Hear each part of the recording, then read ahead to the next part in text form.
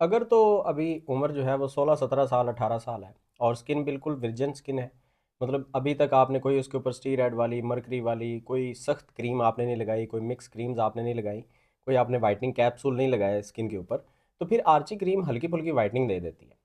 लेकिन ये है कि इसके जो दावे किए गए हैं, मैंने भी एक वीडियो बनाई थी ना कि इसको लोग इस्तेमाल करते थे एक्नी के लिए भी, इसको इस्तेमाल कर लेते थे रिंकल के लिए भी, क्योंकि ऑप्शन देखें, ऑप्शन क्या थे।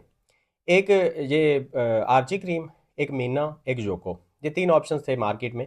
या इनके अलावा अगर कोई ऑप्शन था तो वो इन तीनों को मिक्स करके ऑप्शन था, इसके अलावा ऑप्शन नहीं था ना मौजूद। अभी देखें, अभी हमारे पास अच्छे अच्छे ऑप्शंस मौजूद हैं। ये डर्मोलाइट है, ग्लो अप है, मैक्स ग्लो है, ये और भी बहुत सारी क्रीम्स हैं यार, क्या क्या आप नाम लें। ये 3x फास्टर के नाम से क्रीम है। मतलब बहुत सारे अब हमारे पास ऑप्शंस आ गए हैं। आर्ची बेचारी जो है वो अब क्या करेगी। अब हमने अपनी स्किन को जिस तरह से ट्रीट किया है, मतलब बहुत सारे स्टीरॉयड वाले फार्मूले